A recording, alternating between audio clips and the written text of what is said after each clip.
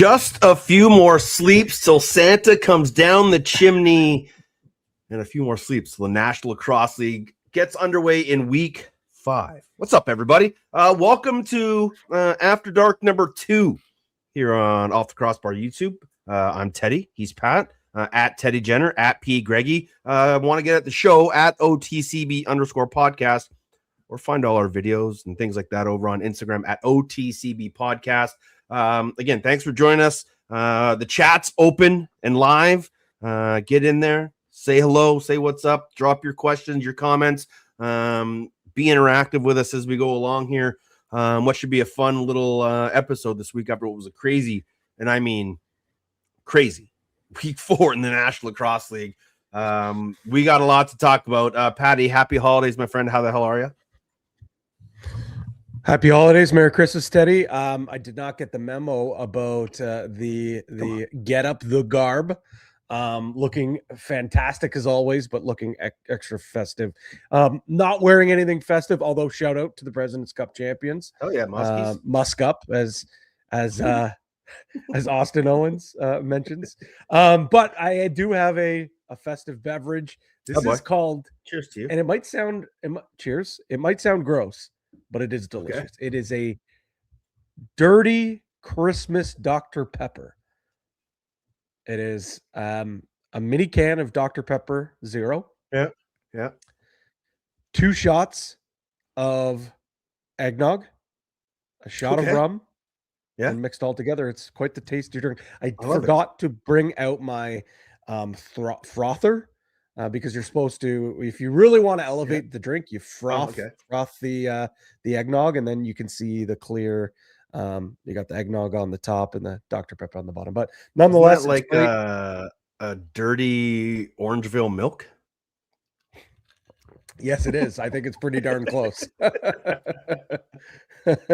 I'm sipping back a little holiday tilt here from Phillips Brewery. No ads, but just a festive hope again. Be safe, but tilt one back with us as we go through the week. I know you were busy, but I just want to say and ask, do you get together with any of your lacrosse boys still and hang out? Do you get together once a year over the holidays and you know, just go back down memory lane at all? Yeah, it's funny you said that. Actually, a few weeks ago, a couple of the lacrosse guys that I played junior with, we were all together over the holidays. It's become a little more difficult for us to get all together in one big group. But with there being now a team in Oshawa, I believe on the 10th, Oshawa against Halifax. I'm going to be in Ottawa the night before, I think, with you. So on the way back, I think I'm going to pop into Oshawa, and it sounds like a good contingent of some of the alumni boys are going to get together and watch the game. So maybe not quite on the holidays. You got a bed? You got a bed for me? Absolutely. 100% I do. Maybe I'll extend one night on the way back.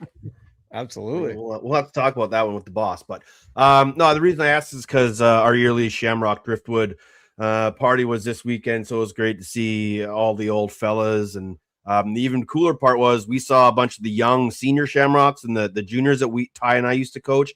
They were out doing a little Christmas get together. So I just love seeing that, especially this time of the year when guys are coming back from school or they got a weekend off in the NLL and they just, you know, get together and, like I said, reminisce about old times and tell some stories and see guys you don't see as much anymore. So if you are celebrating with your teammates, enjoy some stories because holy shit, did we laugh a lot.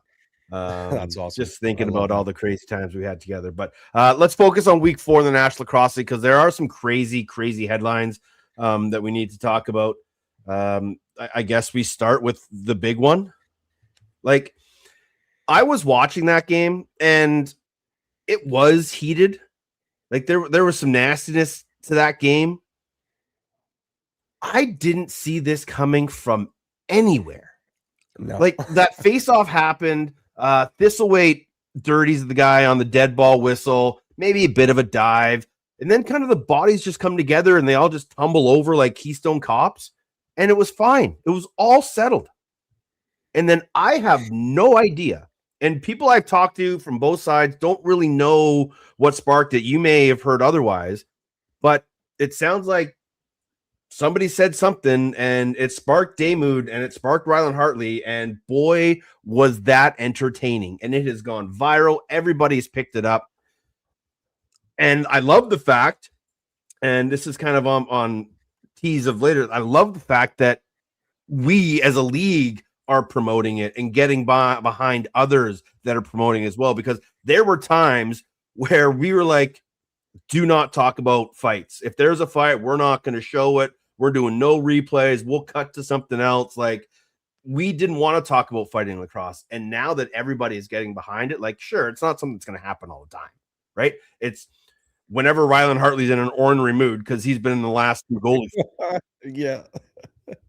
But, like, kudos to Nicky Daymud because he soaked one early, but he got right back up and he stood in there and Ralphie let him know whose house it was. But oh my God, like, what were you thinking when you witnessed that firsthand? It was awesome. And a part of me wasn't surprised because it is Ralphie. And part of me was like, kind of think of the same thing as you. All right, it's done. The dust is settled. But, you know, I've heard through the grapevine that there might have been some bad blood back to their junior days between St. Catharines and Orangeville, and just an opportunity where they saw, okay, let's settle the score here. But yeah, no doubt, making waves all over social media. Some great takes, some bad takes. There's no doubt about that, but there's no such thing as the perfect take. But can we talk about the really bad take?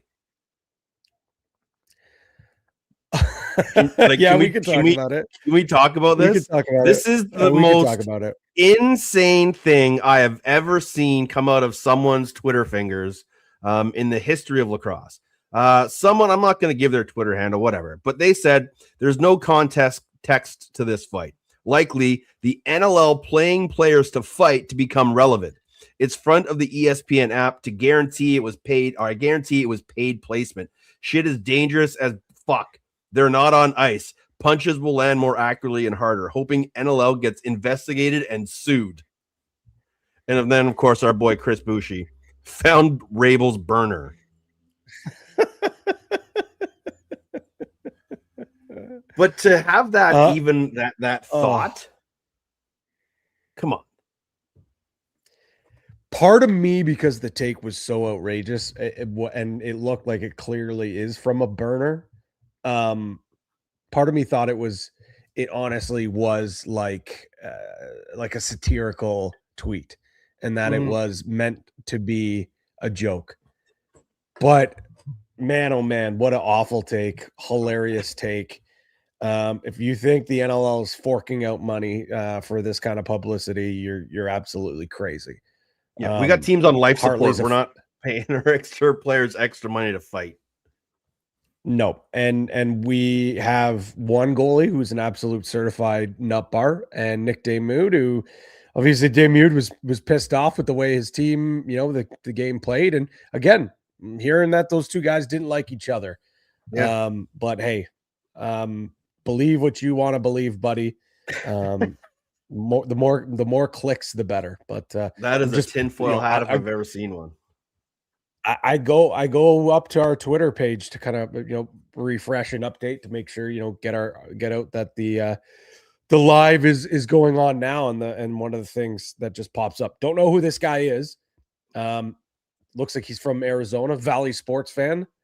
Quote Dan Arestia's video of it and says, "I'm an NLL fan. This is awesome." At Dan. Perfect. That's all we need. Here's the thing, fellas, the new fans, you're not going to see every single game, but you are going to see some crazy stuff. You're going to see up and down action. You're probably going to see some rough stuff, but no doubt, it is good to get eyeballs on the game, even if it's something that doesn't happen very often. Two things from that. I thought I heard Craig Rubzinski say during the broadcast that the goalies fighting would end up causing them a suspension. They wouldn't be able to play next game. I did confirm that's not true, that they will be able to play next game.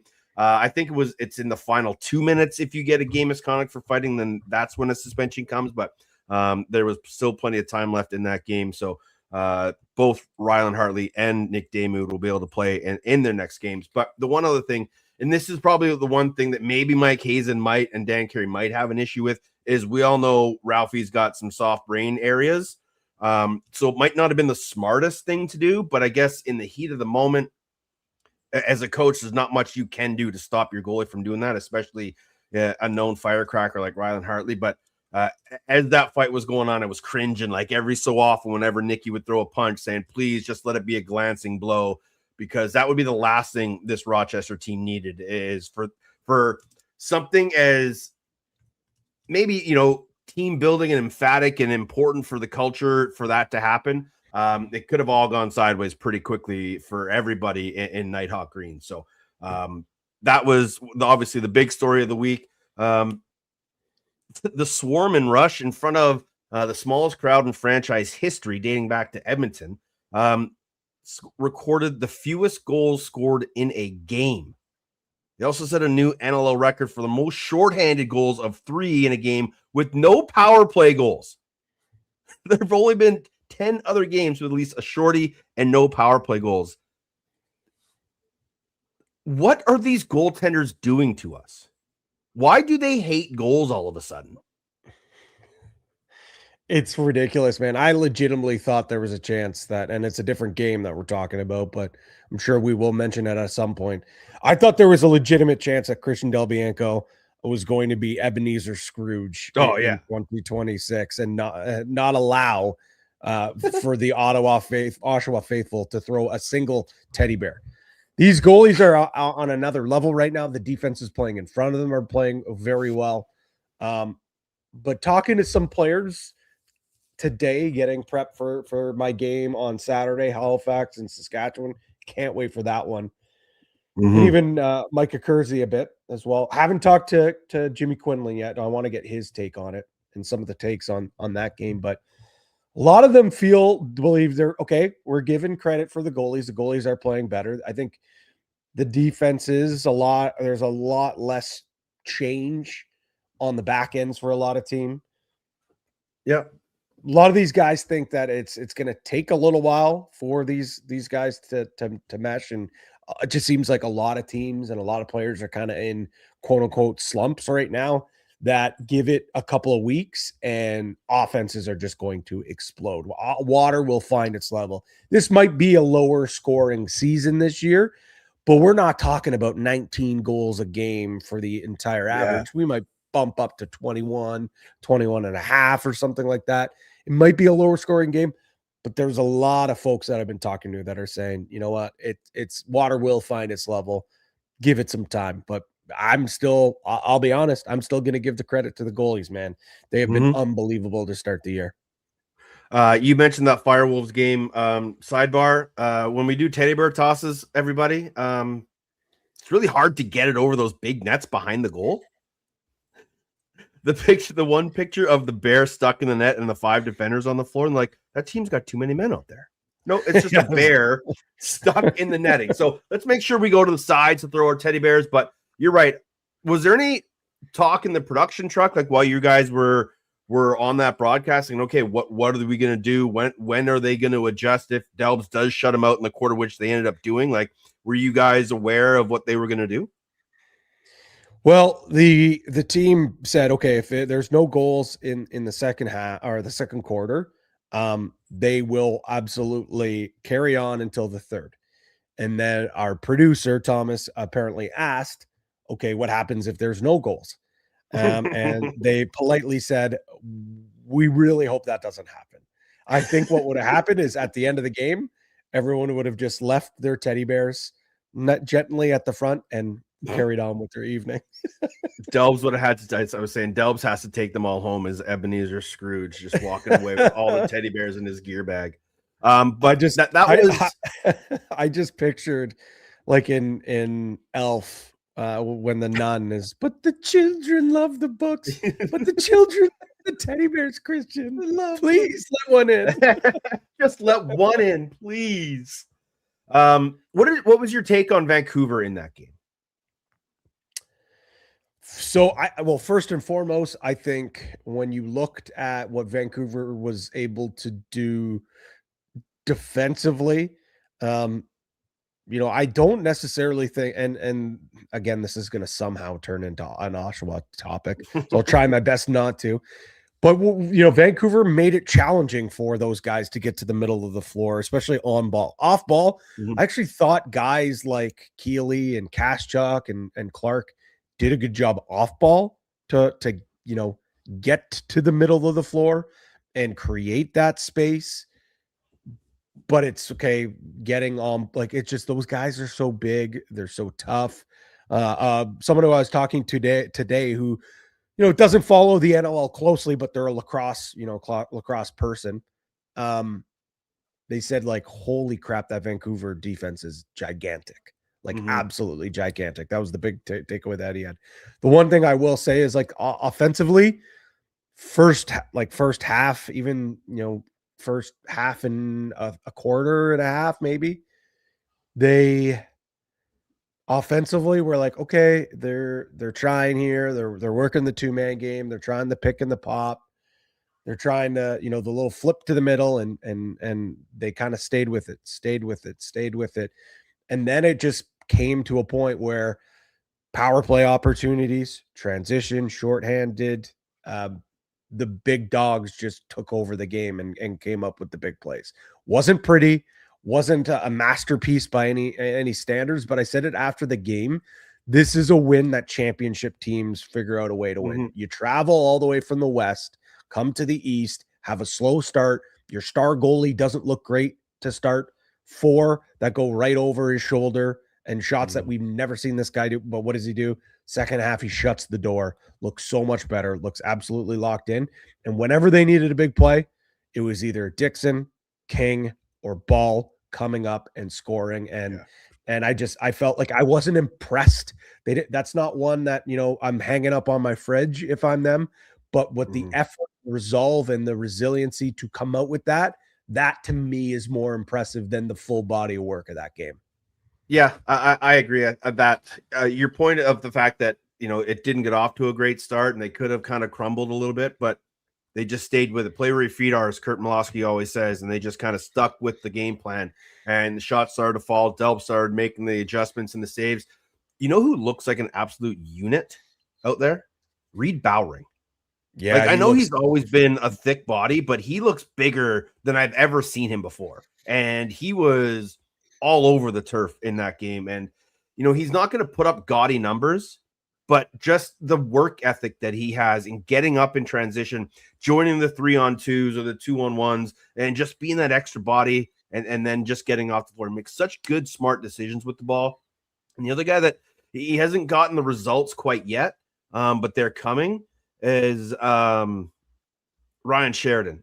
He doesn't get any points last game, but again, he's getting opportunities. Him and Marcus Claridge, they're getting opportunities. They're getting good ISOs on the half boards, being able to use their size and speed to get underneath. And if those two guys can start to contribute, and we talked about it last week ahead of this game, how it was nice to see Ball and Charlie Beatty still being the leaders of that group offensively.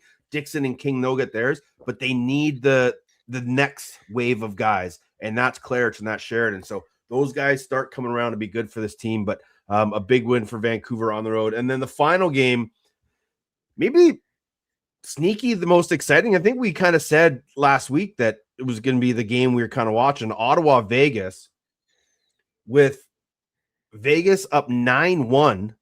They blow an 8-goal lead to get it all tied up. And then Mitch Jones bails them out down there in Vegas. I think you put the tweet out. 6-goal runs have been killing this Ottawa team. It's nuts. It's absolutely nuts. 3 games in a row now. And 2 of them are when they started the game. Yeah. 9-1. Like, you're not going to win. I don't care if it's Jeff Teat, the Buffalo Bandits, or whoever is out. Like, you're not going to win a lot of games, spotting teams 6-0, 9-1. Like, kudos for them for shutting it down defensively and locking it down to allow their offense to find their stride and get back. but like they got to figure this out. I know lacrosse is a game of runs, but you can't have that big of a lull of not scoring and not cutting the deficit, not stopping the bleeding. And I don't want that to be taken away from, what Vegas was able to accomplish. Cause I think in that first half, Vegas looked unbelievable. That offense was clicking. Yeah. They're stinging their shots. I thought defensively, they did a really good job getting out, pressing out. I just, for me, it's both teams. I think both teams are going to recognize, okay, Sean Williams probably and I saw Graham Parrow mention this in his column. Like, it was probably like, great win, great to get on the board, way to bounce back after an ugly one. But let's tighten it up and let's figure that out. But great job by Mick Jones, put his team on the back, score a big goal, and leave no doubt that you're going to come out with a victory. Because if you blow that 9-1 loss on home floor, like that is a soul crushing loss. But I know everyone here, or not everyone here, but a lot of people here are waiting for this. And I know Mike Carvelis has already given him a big shout out. I'll eat crow, man. I was pretty hard on Landon Kells last podcast. I said I didn't believe that he was a starting goalie. I said that the sample size was there, that the project should be over, that this guy's not it. And he comes out and has a 40+ save performance. He was lights out in the first. Obviously, there's probably a couple he wants back in that second half, but he was phenomenal. And there is no way that guy, after game one, didn't have a chip on his shoulder coming into that game, recognizing that he's playing for his, not just his job, but potentially his career. Yeah. And for him to go up and show out, I'll tip my cap. Kudos to you. Oh, yeah. I'll wear that one. With that being said, though, it is just one game. We've seen Kells have these performances. If you can string a few together, that's when the doubters, including myself, will shut our mouths and believe in you. So I will give you your credit. I was wrong, but I would still like to see it I'd be a lot more impressed if he has a similar performance going into Toronto this week. And I think they've got an opportunity to do it. So we'll see what happens. That's the thing. Yeah, you're right. We both, and I think a lot of people were looking down on it, on his performances and leading up into the season. Everyone was kind of had a big red flag around their goaltending. You start to put performances like that in back-to-back games, giving your team a chance to win. That's all they can ask of you. It's those soft ones that just go in, and it's the not making the saves when you need to make a big save for your team. That's when it can crush a goaltender's confidence. And he, again, absolute kudos. That's a hell of a bounce back game for Landon Kells. But again, going into Toronto, another high potent, fast moving offense. You're going to need to see him do that again and again. But a big win for Vegas. Week 4 takeaways. I think we really need to start talking about Rochester being a problem in the National Lacrosse League. That unit that Mike Hazen has right now is incredible. That offensive 5 or 6 guys deep can score at will. They are playing, like we kind of say, unselfish bandit ball. Everybody eats. They're always looking for that extra one, but they have guys that can take over games at times. And I said at the start, a healthy Ryland Hartley is the greatest thing that this team can have. And that's why I was so very cautious about him getting into that fight, because you lose Ryland Hartley, everything you've worked for up to this, where we are here in week 5 is all for naught. They need him to be healthy, and the way he's playing, he's early contention goalie of the year, just what he's been doing and the body of work that he has and where he has this team. I think they're scary. I think they're deep at all positions. I think they can even get better defensively a little bit. They still have some guys that are still learning the game at this high level. But, man, a couple big tests for the Nighthawks coming up. But if they can get through the next, 2-3 games, we're going to be talking about this game. The team is a real juggernaut, Patty. I'm a full-on believer in this team right now. Yeah, I mean, it's hard not to have that as your biggest takeaway. And myself, I'll be quite frank. Like, I wasn't quite as sold on this group as many people were. Obviously, the offense, no doubt. Yeah, there This was offense is defensive going to, questions. I get that. and I thought there was times, and Mike Hazen even said it in his post game availability, that he didn't love the way that his team closed out. But I think you also got to give credit to Philadelphia. They're a lot better of an offensive group than people are giving for them. Mm-hmm. But I mean, man, if you're going to put up 15 points, goals a game, you're going to be a tough out no matter any way you slice it.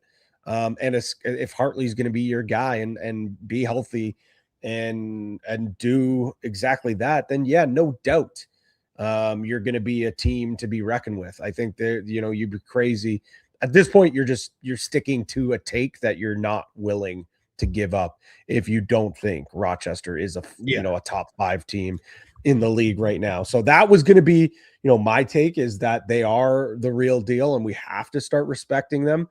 My other take, I guess, and again, take whatever it may be. This isn't even real. I guess my thing is, it's more of like cautious about the Rush.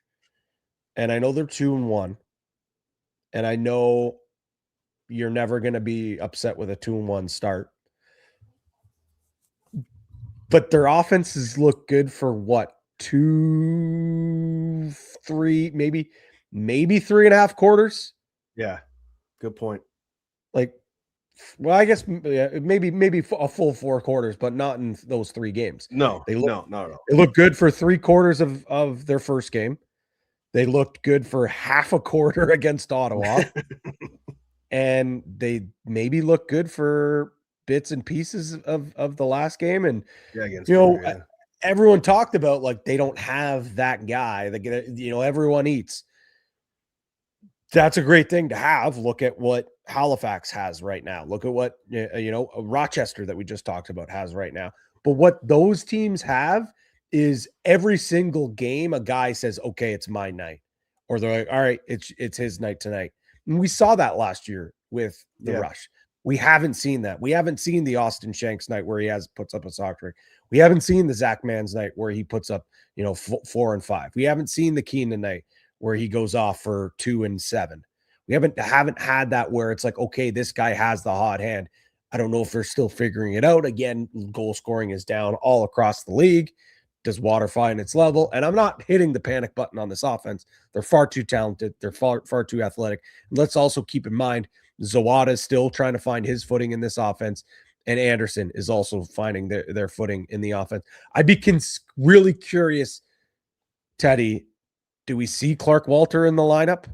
I know he's not going to give you an offensive punch and maybe not as high of an offensive ceiling as a guy like Anderson has, but do you know what he's going to do? He's going to create more space for guys like Zach Mann's and Keenan on that left side.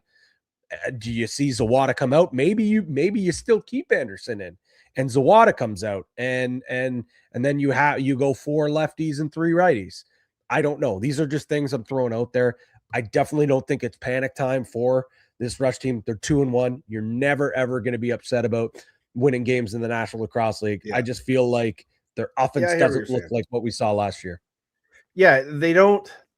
And this isn't a shot at Church, Mans, Keenan, Shanks and those guys, but I don't think any of those guys can impose their will on a team. Like they're just not going to all of a sudden take it over. And they're not. I'm not saying they're not talented, because obviously they're uber talented, but a Dane Smith can all of a sudden take over a shift or a couple of possessions back to back. So can a Ryan Smith or a Connor Fields, Randy Stotts that you mentioned, Halifax.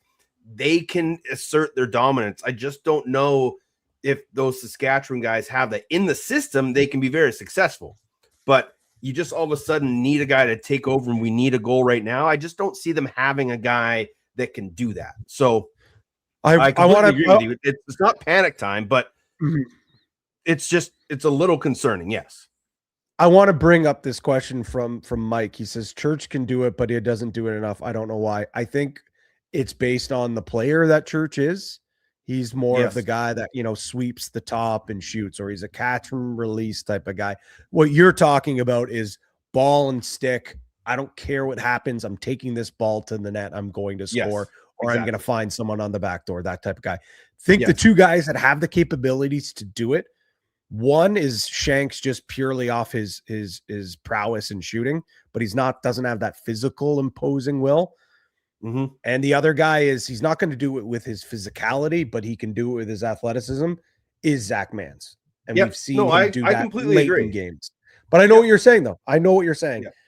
We just haven't seen that. So for me, I'd love to see, in Halifax, one of these guys at some point say, all right, it's my night, and try to take over that game. Exactly. Because we always talk about being a team game, and when push comes to shove, you don't care who scores, and that's all true and fine and dandy. Mm-hmm. But when the greats want the ball on their stick. The greats want, when they need that shot, when they need that goal, they want the ball on their stick. They want the game on their hands. And, maybe they haven't needed to do it yet this year. And maybe when they are in a tighter contested game, maybe that does happen. So I don't know, not panic button, just something that was a observation through the first 3 weeks for me. Absolutely. The chat's red hot. Let's check in the mailbag. First question up to bat here, Patty. Then I don't know where this discussion really started, and it might have come from the Loose Mesh podcast with Jordan Cornfield and Chris Dashnick and their conversations with the Oilers Entertainment Group about lacrosse moving to the summer. And I believe the quote from Stash was that the OEG were of the mind that if the NLL played in the summer, they could be filling 30 dates or whatever it was because the arena's empty. And the NLL would have so much more success if it moved to the summer. Where do you fall in this?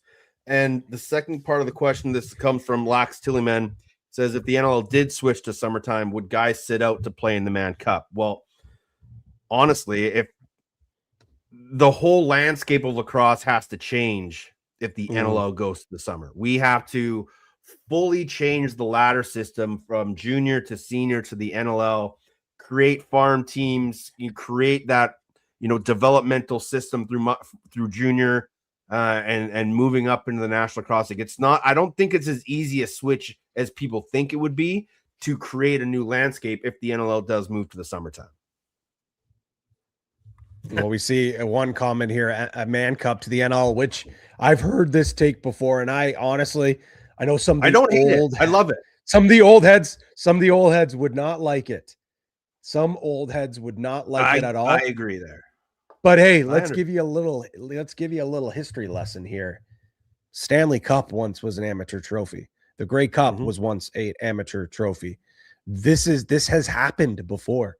And I think that it would be a shame that all of a sudden the Man Cup was being played for not the best players in the like on the biggest stage. The best players in the world were not battling for it. So for me, I love it. I absolutely love it. Now here is where I will push back, and I'm not saying I'm anti summer, but like NLL moving to summer, because I do see a lot of great points. So many different arena availability options. You have less competition. TSN, ESPN, they just have more options when it comes to TV rights. So many different things that go into it. But here's the thing. Just switching to the summer doesn't mean that we just solve all our issues. People don't want to, maybe go to NLL games right now. Mike had a big rant on it this today. People using excuses for weather, other things going on. There are going to be the same excuses when one building's not full. Oh, well, it's the cottage. People are up at the cottage. They want to, they don't want to be inside. Oh, well, there's a minor lacrosse tournament going on. These are all things that are going to be brought up. 100%. Do you know who most lacrosse fans are? Lacrosse people. When is minor and junior lacrosse going on?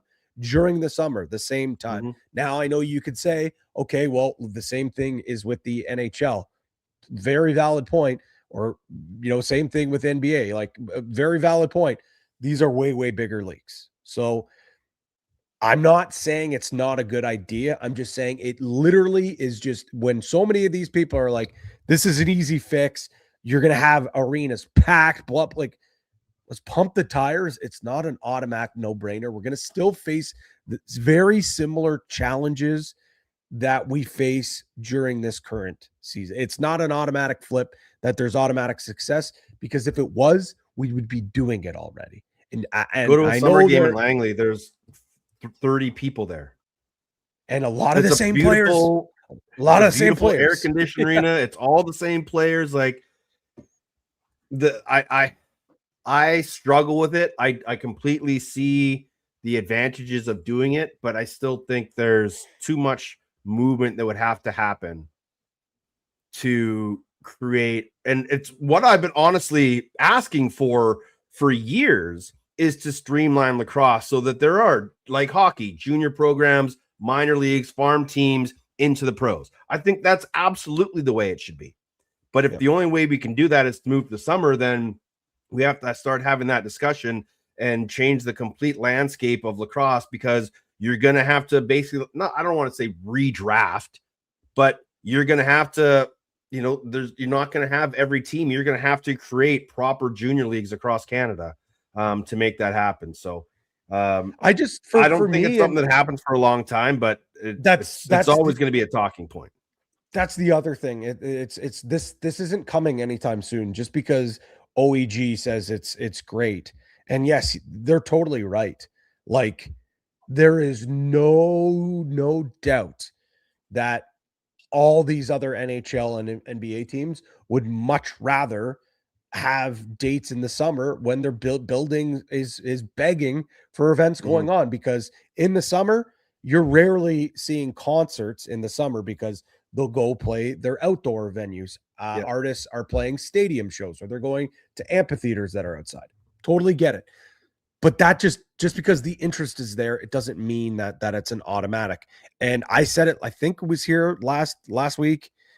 I don't know. I've said the take anyway, so it doesn't really matter where it was said. But the other thing as well is that if we're like, we can't just continue to like the whole, like, okay, lacrosse people, lacrosse market, like this and that. We need to also, it's also about the non-lacrosse fan. It's also about the casual sports fan. And that's why also in winter ball, like going up against winter, we're also like, people are like, you can't go up against NBA, you can't go up against NHL. A lot of the people that are in seats at NLL games aren't the same people that are in seats in an NHL game, because a lot of those people can't afford it. Like, they can't afford to go to Scotiabank Arena to watch a Leaf game, because they can't go unless they save up all year long and they go to one game every couple of years. It's, season tickets for the Firewolves is the same price as, if they wanted to go see an original 6 game in Toronto for 2 seats up in the 300s. So I agree. There's a lot that has to go into this in order for it to happen. I think it could happen. I think there's a possibility for it to happen. I just don't think everyone just like, oh, like change now. We need to change now. And then it happens. And who knows? There's so much stuff that needs to change in order for it to work. And we're so far away from it. Let's take it step by step here. Yeah, that would be a heck of a board meeting with the CLA and the NLL and all these NHL ownership arenas trying to figure all that out. Like, just what a headache it would be. Another big headache might be going on between Colorado and Vegas. The saga continues as we learned that Colorado had offered Jack Hanna a 3-year deal with plenty of incentives. Vegas had 72 hours to match it. We hadn't heard anything for a couple days. We thought it might go through. But then today, the NLL announced that Vegas have matched the qualifying offer to Jack Hanna, so they retain his rights, But caveat, it doesn't mean he's signed to a contract. They've just matched the deal and they keep his rights. So he's still technically a holdout, but he still remains Vegas property. So Dan Aresti wants to know, does he play for Vegas or does he sit out or do they get a deal done? Maybe it's me being a grand optimist here, but I'm going to say that he plays for Vegas. I really do think so. And that's not what I'm hearing or anything like that. I believe that, yes, of course, location was a big reason of the holdout. There's a lot of other things that go into it as well. If they are matching it, if they are able to agree upon some of the other things that have to be agreed upon, and all things that I've heard is that, because there's a lot of people saying like, okay, well, the offer sheet's been matched, but Vegas isn't going to be able to get under the cap. Vegas isn't even going to be able to, like, they're not going to be able to sign him because they can't. It sounds like they knew that there was a possibility of an offer sheet coming and that they were able to go in and agree and renegotiate and restructure some players' bonuses to allow for this to happen.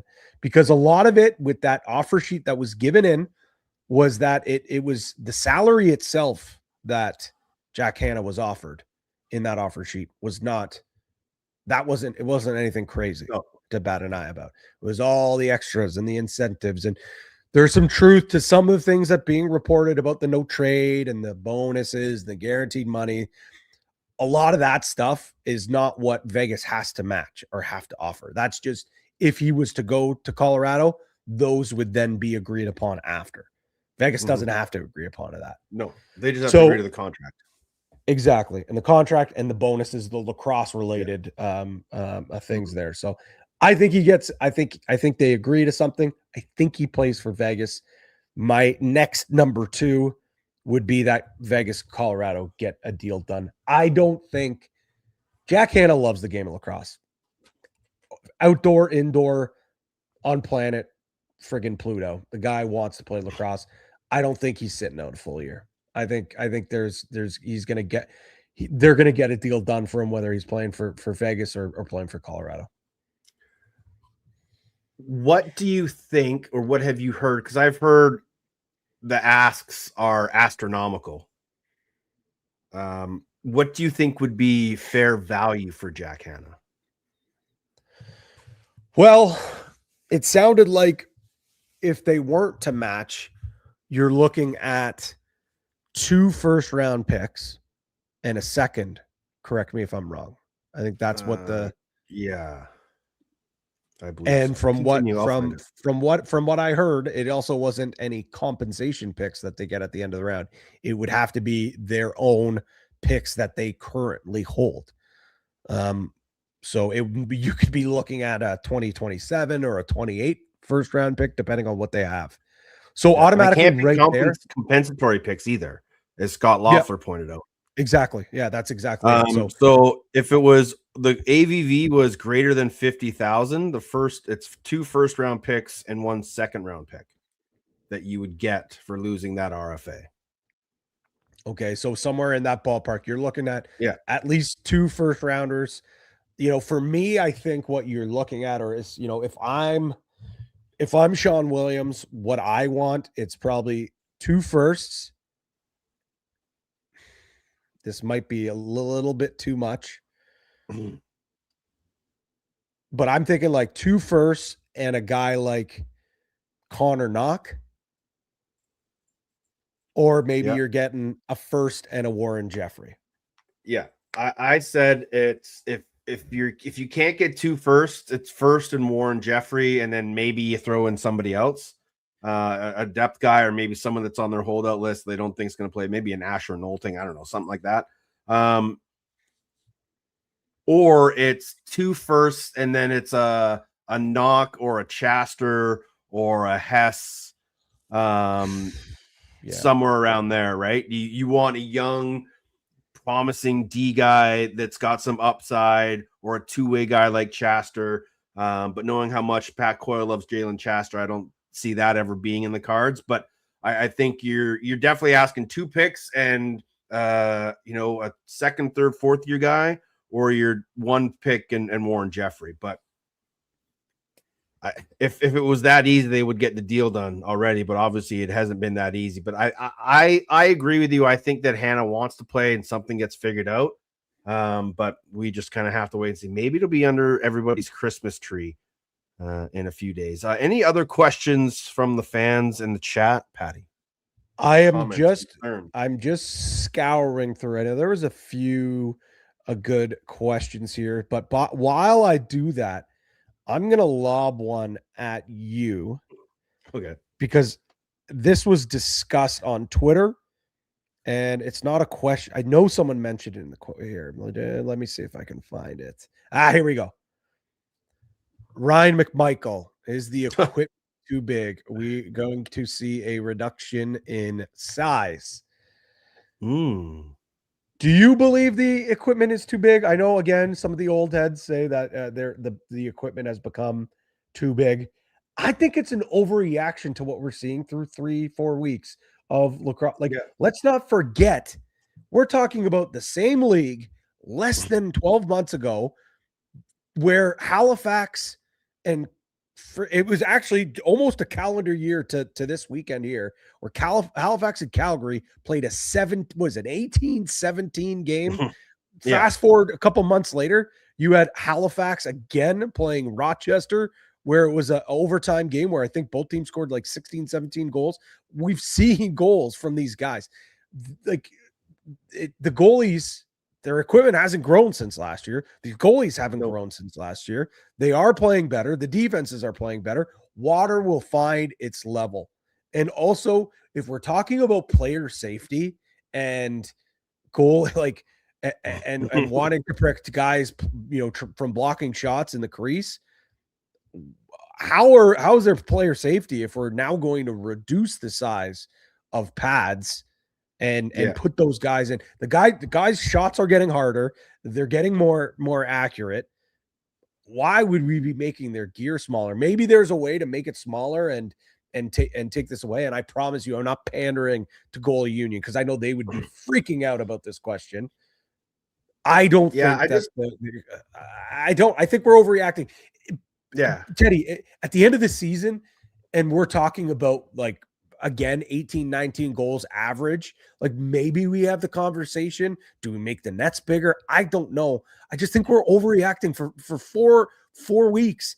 And we're talking about some of these teams that coming into this year, there were question marks about how they were going to be offensively. Anyways, we knew Georgia wasn't going to be very good offensively. We had a feeling that Oshawa maybe wasn't going to be that good offensively. The signs were there. And I think it's just a lot of overreaction to some low scoring games to start the year.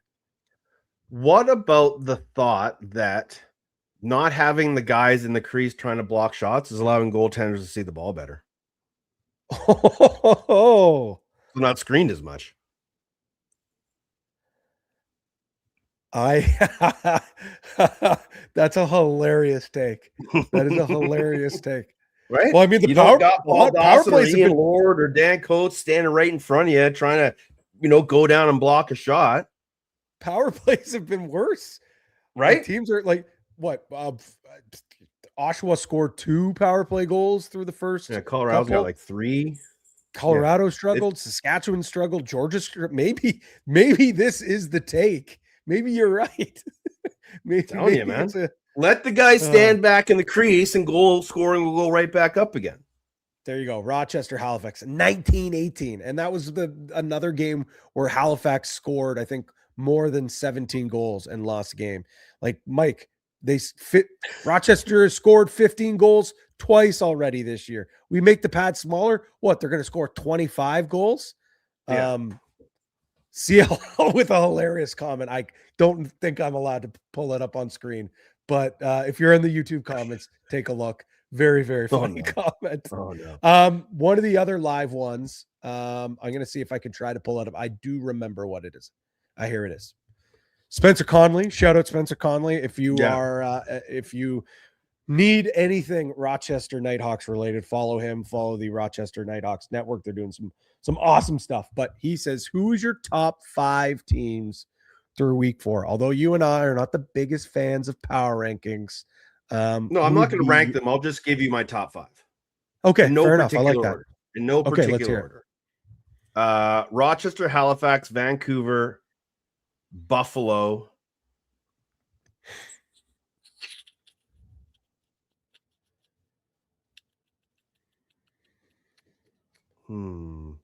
I find like you're right that the first 4 is a lot easier. There's a bit of a drop off after 5. Yeah. I'll throw Sask in there as my 5th team. I think that's correct. I think I would say the same. Like if I had to rank them, it's probably Halifax 1, Rochester 2, Buffalo 3, Vancouver 4, Sask 5. But like I would say, Toronto, Colorado. Like you can't have Colorado there losing to Philly. You can't have Toronto there losing to Oshawa. I think that's the correct 5. I really do. I think those. I think that's the right call. All right, you go on the nice list. Let's get into our naughty and nice list. Since we don't have a guest, well, it's kind of like stocks up and stocks down, buy, sell, whatever you want to call it. But it is the holiday time, so a little naughty, nice list. I've got 2 nices and 1 naughties. We've kind of already been about the goaltenders a lot, but this just, again, piggybacking off our conversation. There are 10 goalies with better than 79% save percentage and 9 with sub 10 goals against right now. Again, water will level, guys will start blocking shots, goals will start going in, but through 4 weeks, that is just insane to see. When I didn't think we'd have 5 goalies under 10, we've got 9 under 10 right now. So they are unbelievably well prepared. I think the scouts are better than ever with how these guys are preparing each and every week. So shout out to the goalie union. We don't give you guys enough love because we're often all about the goals, but I really have been loving these low scoring goaltender duels because these guys have been going back and forth. And then the opposite end of that, shout out to the old guys, Curtis Dixon and Ryan Benesh. Superman's got 581 goals. He's good for 5th place in the NLL. Benny's at 582 for 4th place. So they're going to be battling it out all year long to get to 4th. They are chasing Gary Gate. He sits at 635 for 3rd. He averaged over a hat trick a game. 635 games and 635 goals in 198 games. And that's when goaltenders had a lot of small padding and didn't fill up the nets a lot. So G Gate was putting up a ton of numbers. What's on your nice list this week, Patty?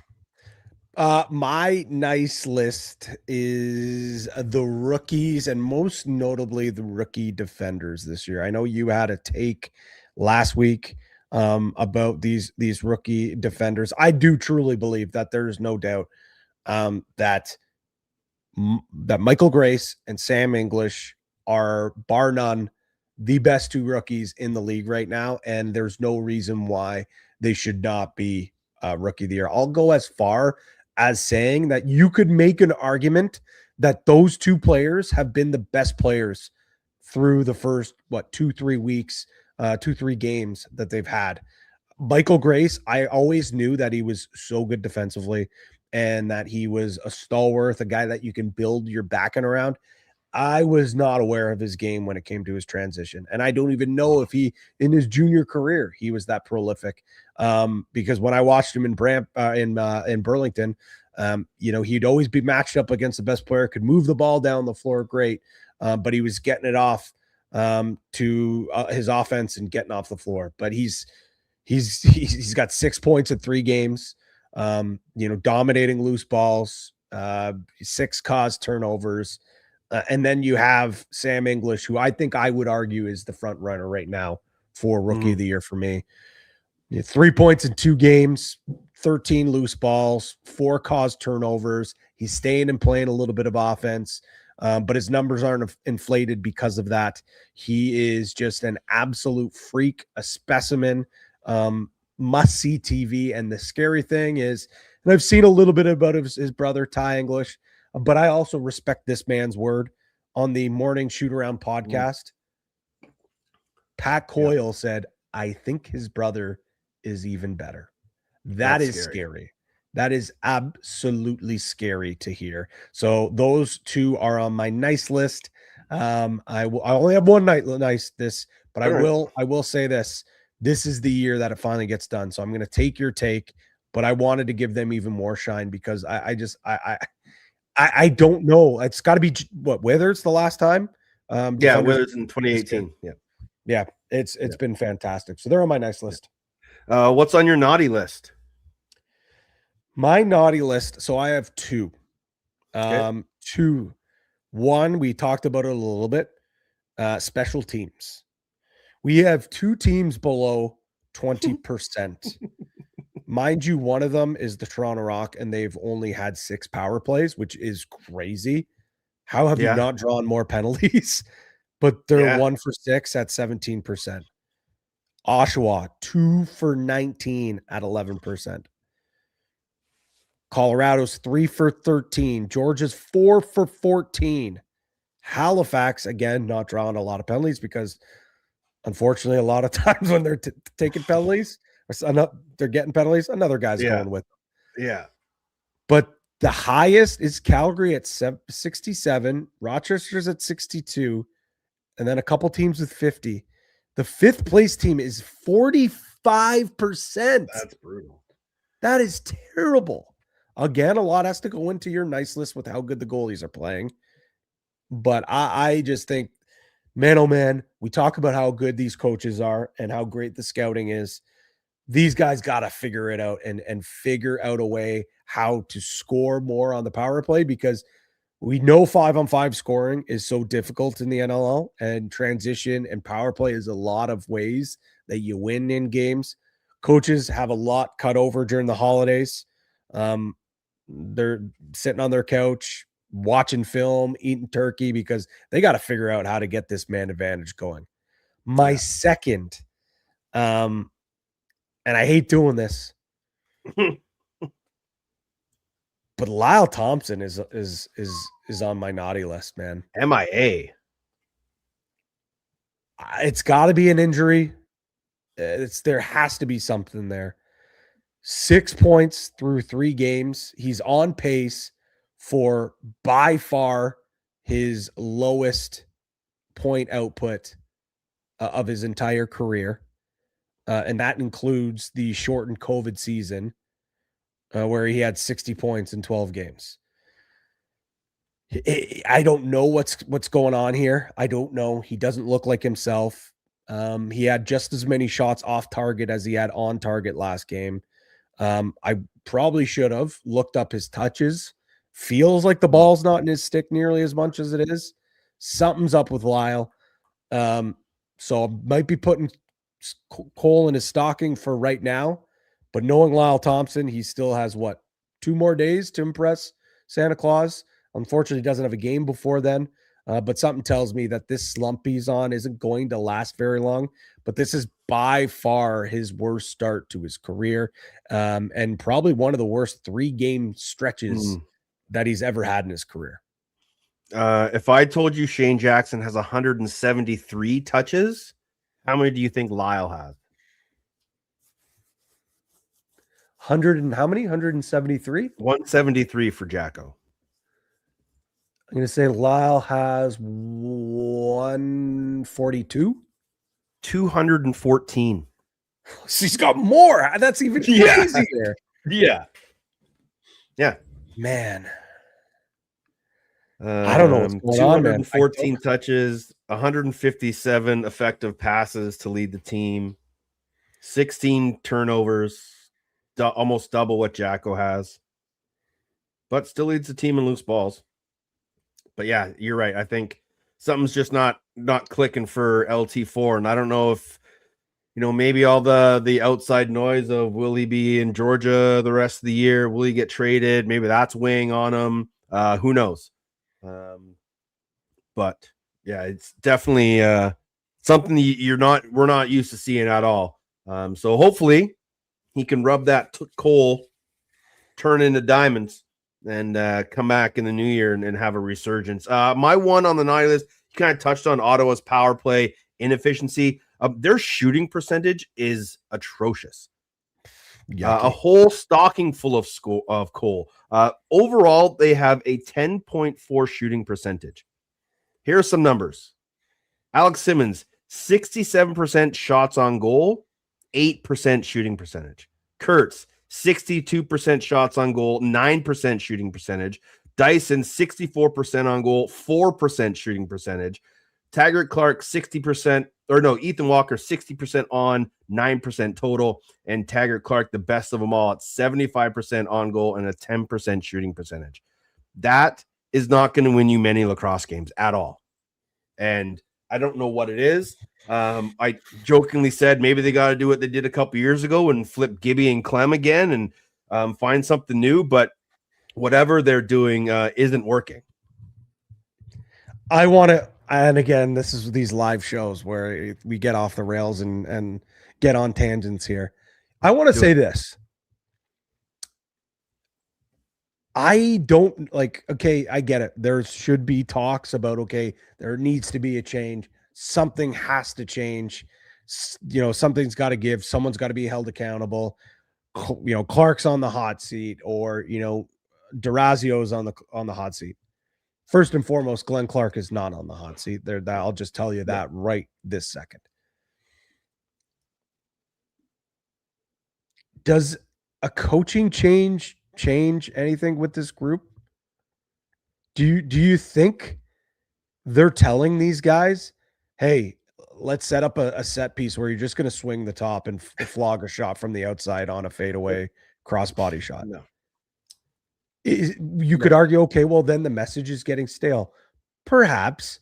What I think is that you've got a lot of the same players that do a lot of the same things. Mm-hmm. You don't have a good mix. Like, look at their offense. Look at the size of it.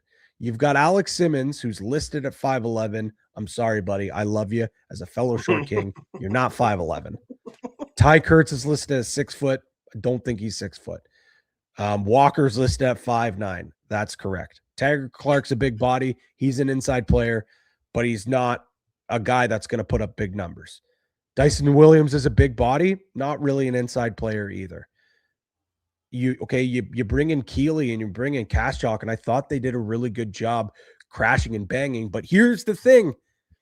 Bringing in those two guys aren't going to just solve your goal scoring woes. Sure, They clear out space, but you still need those other guys to go through the middle and score the ball. They have just too much. So if you're going to call out anyone on the staff for coaching, then don't call out Glenn Clark for his coaching beliefs. Call him out for not making any changes or good enough changes in the offseason, for not going out and addressing things. You know what would look really good on that offense right now? Eric Fennell. I was going to say that.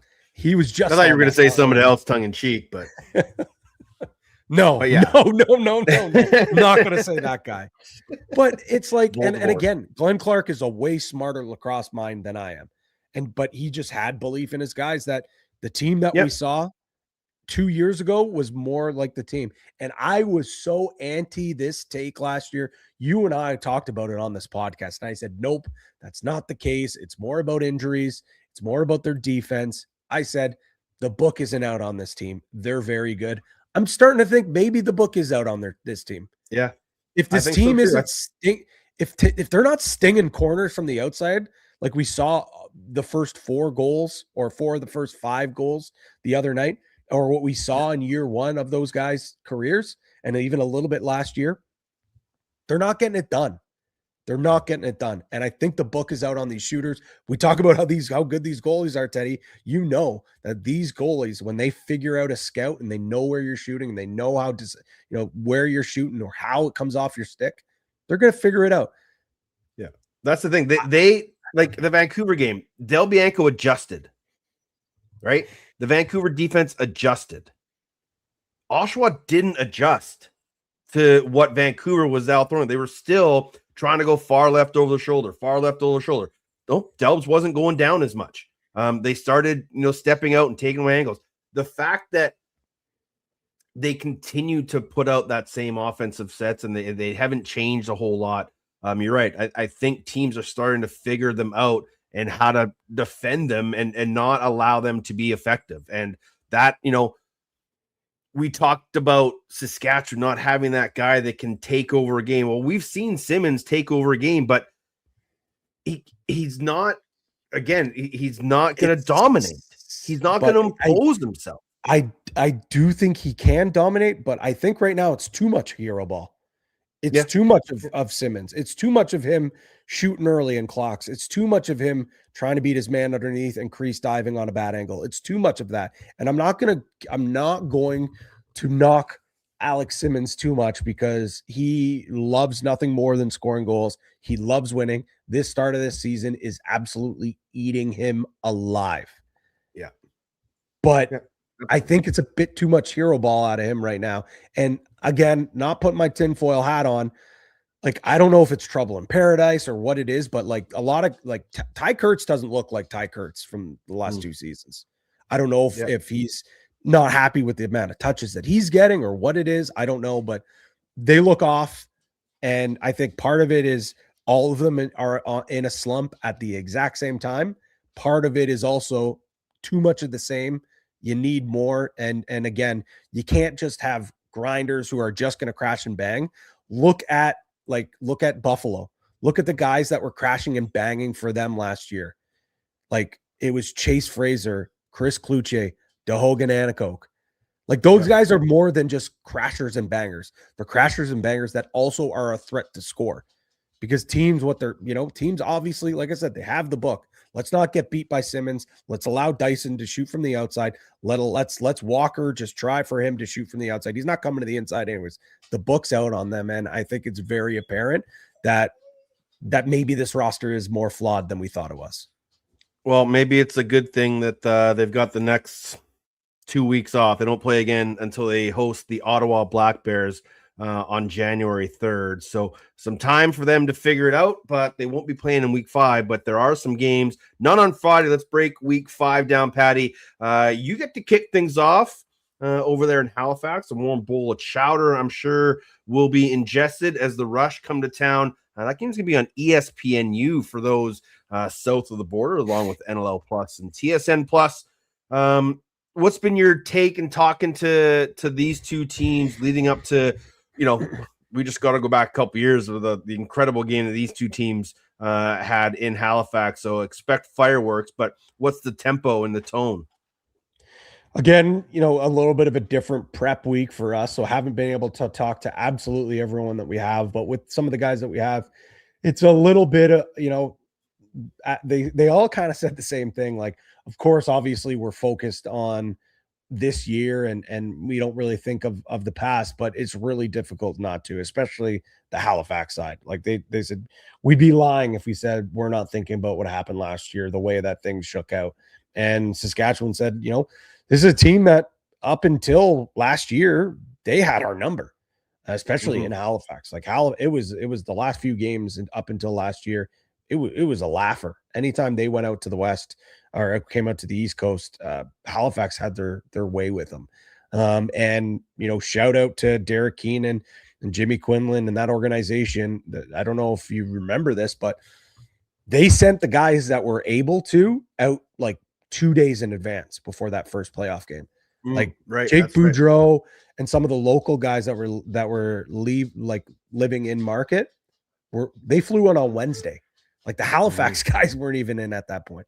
They just felt like every year they come in late, sometimes don't even have a practice the night before. Yeah. They're up super early, like even an extra hour earlier. They felt like that really messed them up. So they made that change. Obviously, I don't think this week they're going to be able to come in quite as earlier, but I bet you all those guys are on early flights, or maybe they're paying an extra night for a hotel, whatever it may be. So I think there's a lot of familiarity between these two teams. Both goaltenders are playing great lacrosse right now.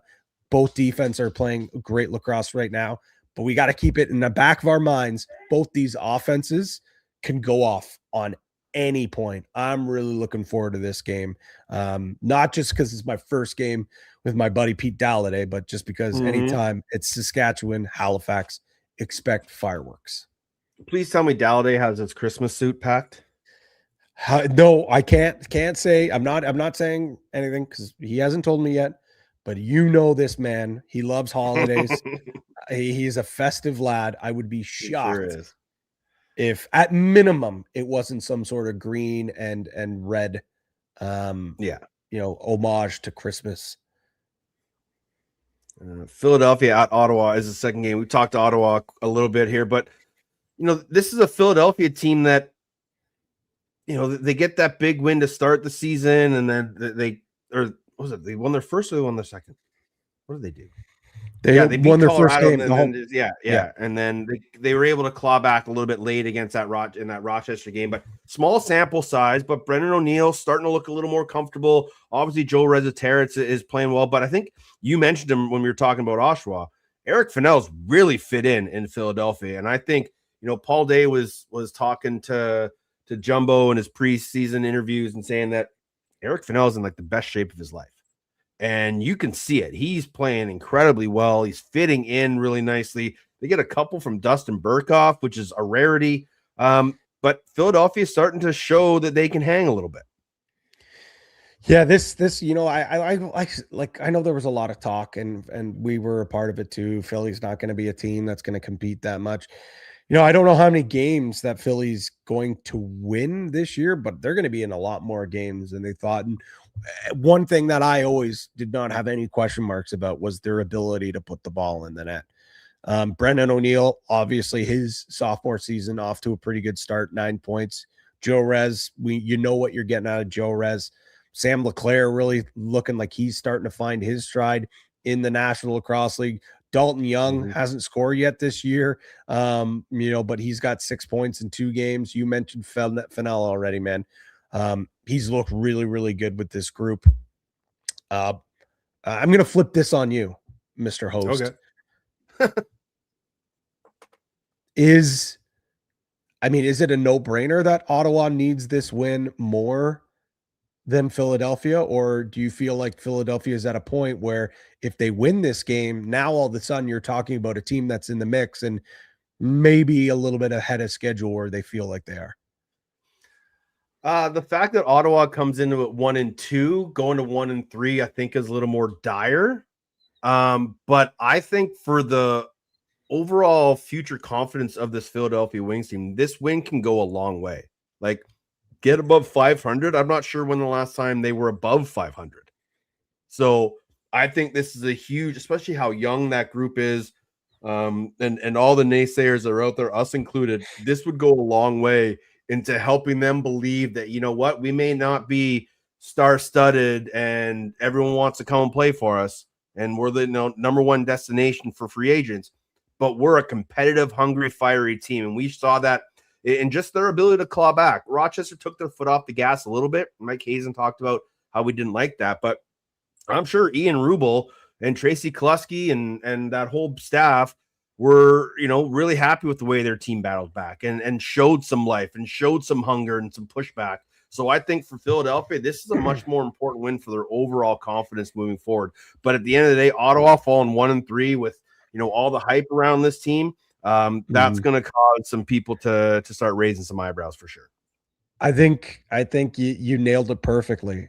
Ottawa needs it more than Philadelphia, but the impact it would be much greater for Philly, where Ottawa's like, okay, we won. Whew, that's good. Yeah. Whereas if it's Philly, it's like, do we mess around and go on a run here? Do we go on a run here? Right. Yeah. So I totally agree on that one. I know you always like to give a shout out to those on the call for these games. Don't know who he'll be with, but our friend TSN compadre Matt Cullen has quite the doubleheader set up for this evening. Afternoon PWHL game at the downtown arena, I think at noon. Calls that game, then books it over to Canada to call Wow. this game for the Black He's with Bears. Stamper. He's with Stamper. Okay, nice. So Stamper on the call for that one, and Brianne Foley will be on the call for that one. So also on Philly 57. So okay, a rare double header. What a pull guys, that is. PWHL to NLL. He's a robot, man. He's a robot. I don't know how he does it. Professional Women's Hockey League, by the way, Michael Carvallis. Oh God, I'm surprised he doesn't know that and hardly have a fan page. Third game on Saturday, Vegas at Toronto. We talked about how big a game this would be for Vegas and Landon Kells. How important is it for the Toronto Rock, Patty, to start building some momentum and get this team really going forward in a positive direction after, almost throwing another game away in that game against Calgary? I think it's massive. I think it's absolutely huge for the psyche. Just you look at kind of the way that things have shaken up. You lose one that you probably should have had against Oshawa. Like, I think they were the better team. And then you win a game that you probably should have lost against Calgary. So I don't know if we know who this Toronto Rock team is. Heck, I don't even know if they really know who they are. I think they're still trying to find their identity. Nick Rose with the most confusing 9 goals against average and 70.98%. Because I think if you ask him, I don't think he's all that thrilled with the way that he's played through the first 2 games. At some points, he's looked like the goaltender of the year, Nick Rose. And then at points, you're kind of wondering, how does that goal go in? But I think you also have a Vegas team that comes in here. Their confidence is at a all-time high, rolling into Hamilton, rolling into this. They want nothing more than to spoil the party. I don't think this Vegas team is the slump buster anymore. Although in game 1, it looked like they were with Vancouver. I think this team is built a little bit different. They're more veteran laden, and I think they're going to be a lot more difficult of an out than they were in previous years. I can't remember who said it, whether it was in a chat group or in social, but someone said Donnie for MVP. Where do you stand on that? I think it's mightily early, but I mean, for what he has done through 2 games, again, I'm team got to make the playoffs guy. But he's been phenomenal, and he's been playing both sides, tracking back, playing some defense. And it was our friend of the program, Ty Merrow, who pointed Thanks, that Ty out. Merrow. Thanks, buddy. He's been all over the place. Like, he has been absolutely all over the place. I'm looking at his numbers. He's only got 7 loose balls accounted for and 0 caused turnovers. Not a fair shake for old Donnie on his defensive stats, because I know he's been doing a lot more than that. He's just been all over the floor. Looks like he's in the best shape that I've ever seen him in before. That little jab step is looking well. He's shooting the ball really nice from the outside. This is a guy that has struggled with some confidence with his shot in years past. I know he's only got the 3 tucks in the 2 games, but I think it's a bit early to be saying producer Donnie for MVP. But if he continues having the impact all over the floor like he is, and he's at a 5-point per game pace, he's going to be into some conversations, that's for sure. We talked about the Georgia Swarm a little bit earlier. They're heading to the Mile High City to take on the Colorado Mammoth. That game also on the U down in the United States. So you can listen to Andy Lindahl, Jamie Shuchuk, and John Gallant call that one. Despite the Hannah stuff, I think we haven't really seen a whole lot of what Colorado can do quite yet. But Will Malcolm seems to be on another level along with Ryan Lee. Like, those 2 guys are dynamic together. Dylan Ward has looked good. You'd think they want that Philadelphia game back, a little sleepy game in Philadelphia back on the 13th. But I don't think there's any concern of this team moving forward. Do you? Do you know what the health status of Andrew Q is? Because if it is not, I do not. And that would be the only reason why I would be concerned. Remember last week, I was also talking about Mr. Eli McLaughlin potentially coming back. Someone did reach out and say, you're close. I don't think you're as close as you think it is, but it's closer than what most think. So take what that means. It was the So most somewhere cryptic between where you thought he would come back and where I thought he'd come back.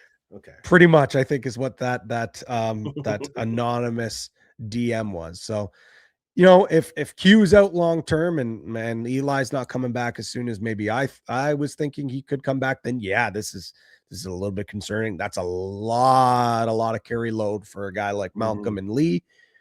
But like the offense just looked, and again, a little bit of it goes into the sleepy Philly Saturday afternoon game.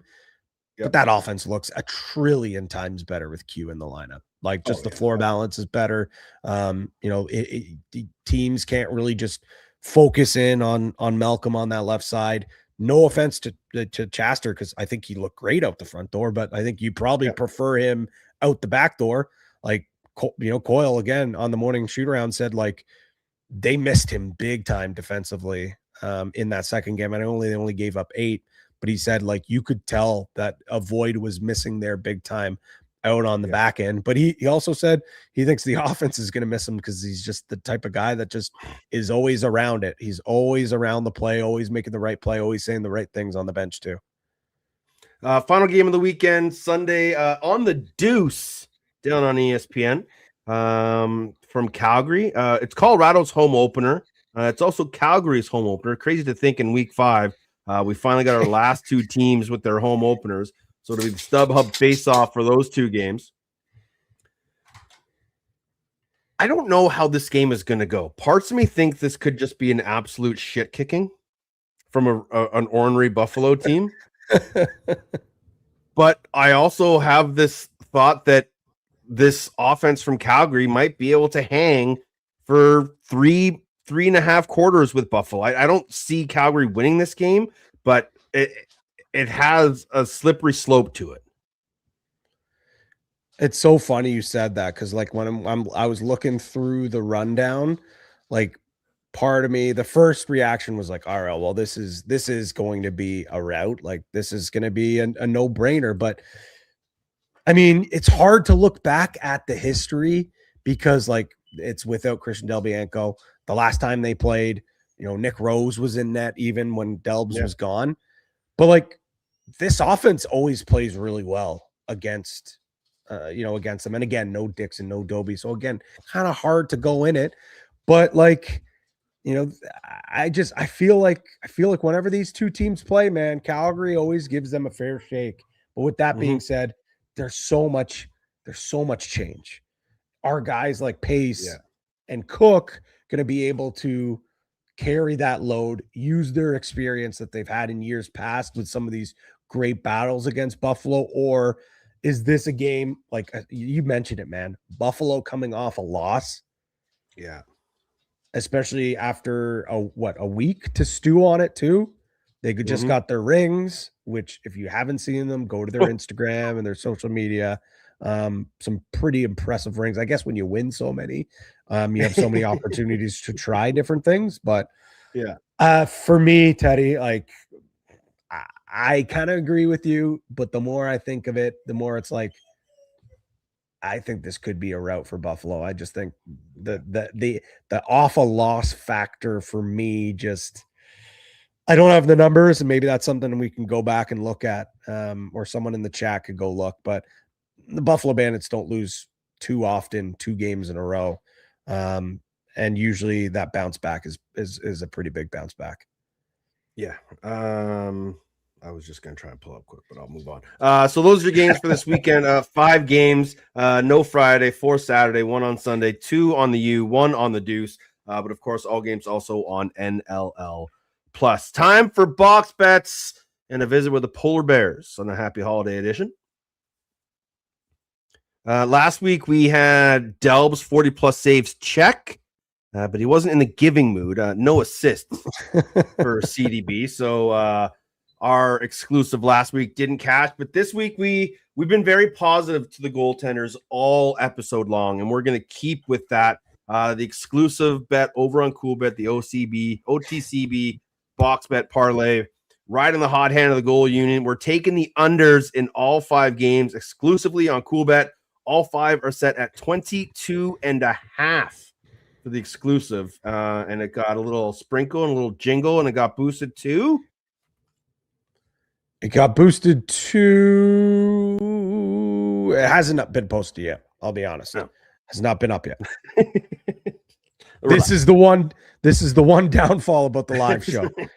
The Polar Bears are still working on it. So if you're watching this after the fact, if you're listening to the audio streams, most likely when you go on coolbet.com, you're going to be able to see that. But I'll give a shameless plug to our other podcast cohorts. The Lax Class parlay is up. And then all 3 parlays for the Loose Mesh fellas. All 3 of the guys decided to throw up their own parlay. So you can see those in the meantime while our other parlay gets posted. And again, it's a little more difficult, guys. We're moving the odds. Sorry about that. Oh, Santa? He's early. Santa?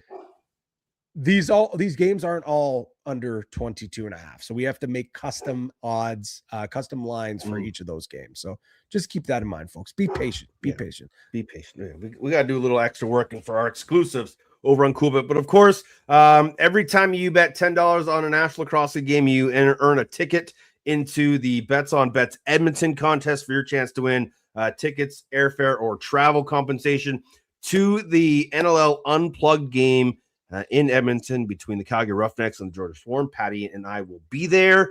Again, every bet of $10 you make, you get a ticket and entry into the contest, and you get a chance to win. So make sure you are playing along with us because we want to see you in Edmonton. And talking to a few people, I don't know exacts, but some people are saying that ticket sales have been going maybe a little bit better as of late. So hopefully for a decent crowd out there in Edmonton for the NLL Unbox game. Obviously, Patty, World Juniors are coming up a big time over on Coolbet.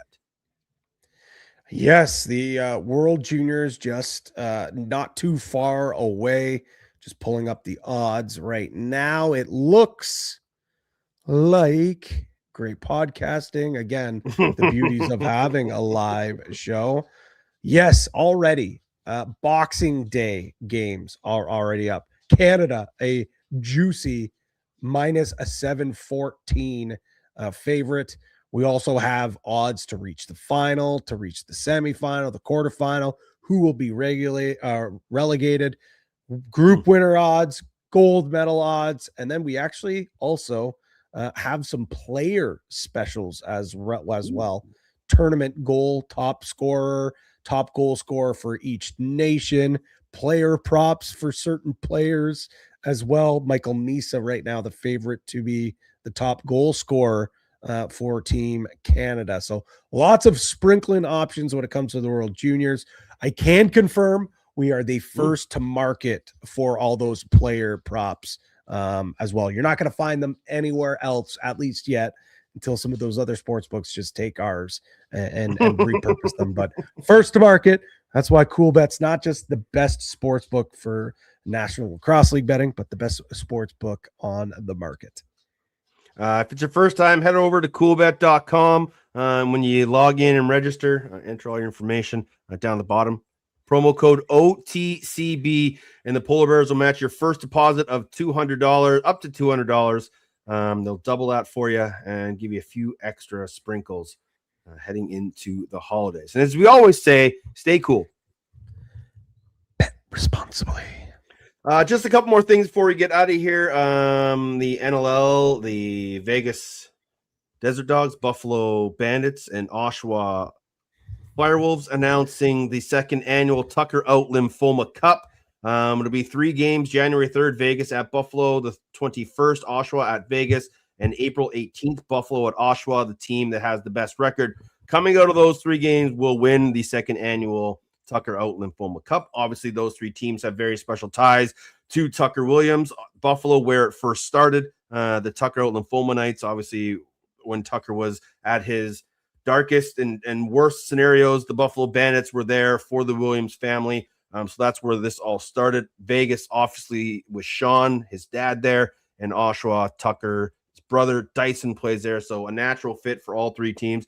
I believe most teams will still be doing a Tucker Out night of some sort or a cross out for cancer night, as the NL often does. But always great to see the Tucker Out Lymphoma Cup battling between these three clubs. Just a fun little inter-season tournament, but always for a great cause. Yeah, no doubt about that. Obviously, we're just, we kind of, a lot of people were kind of waiting to see this be announced. I knew that it was coming. We knew the Tucker Out Lymphoma nights were already announced for all three of these teams, and it's on the 17th. So just last week. 11 years since Tucker's been gone. It's absolutely crazy to think that he's left this world for that long. And just thinking about right now, like we could be just with his age, he'd be, possibly in his first year at university somewhere down in the States on a full ride to lacrosse or maybe even hockey. That's how special of an athlete he was. How special of a kid he was. We all miss him every single day. But I think one thing is beyond true, and it's not just because of great initiatives like this with the Tucker Out Lymphoma Cup and the Tucker Out Nights and what Scott Loeffler and the Bandits have done. His legacy will always be lived here, but just for such a young boy, the way that he lived, he was many, many years past what his age was. So yeah, his legacy will always live on because of how much of a special boy he was. Braver than brave doesn't really sum it up, but that's everything that he was and more. So January 3rd, January 31st, and April 18th. Mark those on your calendars if you can get out to them. One final thing, a reminder, LA 2028 ticket registration starts January 14th. So just under a month before we can start getting our names in for tickets to LA 28 and a chance to see lacrosse return to the Olympic stage down in LA. That'll do it for this week's show, everybody. Happy holidays. Thanks for joining us here on the live stream. If you did, if not, watching back on YouTube or listening on Spotify. He's Pat Gregoire. Find him at P. Greggy. I am at Teddy Jenner. The show at OTCB_podcast or on the Instas at OTCB podcast. Enjoy the game this weekend. If you do go to a game, take a friend. If you take a friend, take two. Buy him a couple beers. Lacrosse, friends, and beers, the perfect trifecta around the holidays. Remember, just no drinking and driving. Be safe. Call Rudolph if you need him. Quick reminder, Patty, Santa Insider. What's the update?